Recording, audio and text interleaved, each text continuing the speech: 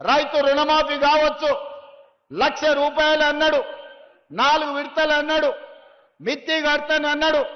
శివరాఖరికి రైతుల నెత్తి మీద అప్పు పెట్టిండు, చేతిలో సిప్ప పెట్టిండు, ఆయన పోయి ఫామ్ హౌస్లో వండుకుండు. కానీ రుణమాఫీ జరగలే. ఆయన ఇచ్చింది మిత్తికే సరిపోయింది, అసలు అట్లే మిగిలిపోయింది. అందుకే మన ప్రభుత్వం అధికారంలోకి రాగానే 2 లక్షల రూపాయల రైతు రుణమాఫీ చేస్తామని చెప్పి అధికారంలోకి వచ్చిన మరుక్షణం 25,35,000 రైతు కుటుంబాలకు 20,614 కోట్ల రూపాయలు రైతు రుణమాఫీ చేసి రుణ విముక్తులను చేసి రైతు అంటే రాజు, వ్యవసాయం దండుగ కాదు, వ్యవసాయాన్ని పండుగ చేస్తామని మన ప్రభుత్వం నిరూపించింది.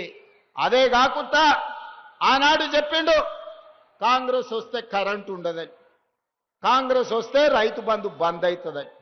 నేను ఇవాళ మా యువకులను అడుగుతున్నా, ఎక్కడైనా కరెంటు బంద్ అయిందా? సోదరులారు ఎప్పుడైనా బంద్ అయిందా? రైతులకు ఉచిత కరెంట్ ఎవరు ఇచ్చింది? మొట్టమొదటి సంతకం పెట్టింది ఎవరు?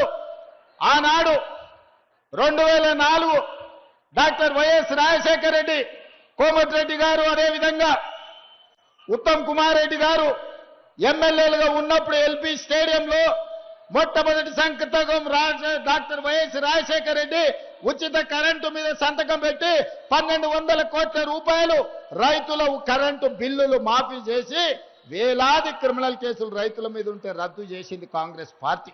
ఇవాళ ఉచిత కరెంటు పేటెంట్ రైతు కాంగ్రెస్ పార్టీది. కరెంటు ఉండదన్నాడు కదా, అవును నిజమే. ఎవరింట్లో లేదు కరెంటు, కేసీఆర్ ఇంట్లో లేదు. ఫీజులు స్టార్టర్ అన్ని ఊడబెరికిను తెలంగాణ ప్రజలు. కేసీఆర్ ఇంట్లో మాత్రమే కరెంటు లేదు. రైతుల ఇళ్లల్లో 24 గంటల కరెంటు, ఇండ్లకే కాదు వ్యవసాయానికి ఈ 2 ఏళ్లల్లో 24 గంటల కరెంట్ ఇచ్చిన చరిత్ర కాంగ్రెస్ పార్టీది.